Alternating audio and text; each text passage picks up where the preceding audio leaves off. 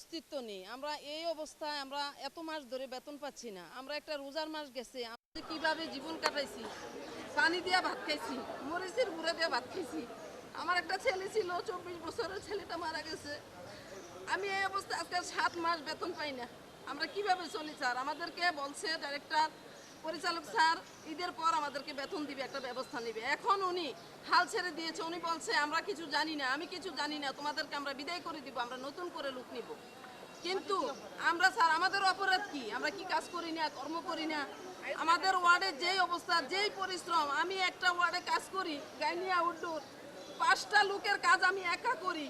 তারপরে কি তাদের মনে হয় না যে আমাদেরকে বেতন দিবে, আমরা যে কাজ করি? কিন্তু স্যার, আমি একটা কথা বলতে চাই, আমার ডক্টর ইউনূস স্যারের কাছে যেন আমার এই কথাটা যায়। ডক্টর ইউনূস স্যার যেন আমাদের দিকে একটু তাকায়, ফিরে তাকায়, একটু ঘুরে দাঁড়ায়। যেমন উপদেশটা স্যার যেন আমাদের দিকে একটু তাকায়। আমরা বড় অসহায়, আমরা বড় কষ্টে আছি, আমরা না খেয়ে আছি। 153 জন মানুষ, আমাদেরকে 7 মাস বেতন দেওয়া হয় না। আমরা কিভাবে আমাদের সংসার চালি, আমরা কিভাবে চলি? কিন্তু আমরা প্রতিষ্ঠানে কোনো অগ্রাহ্য করি নাই, কোনো কাজ অপরিষ্কার রাখি নাই। আমরা সব কিছু, আমরা কাজ চালিয়ে গেছি, কিন্তু আমাদের দিকে কেউ ফিরে তাকায় না। আমরা ওই দেশের নাগরিক, আমরা ওই দেশের মানুষ, আমরাও গরিব। গরিব বিধায় আমাদের দিকে কেউ তাকায় না। আমরা কর্ম করতেছি, আমি এমন একটা এই বয়সে কর্ম করতেছি কেন? কি আমার কি ইচ্ছে করে না ঘরে থাকার জন্য?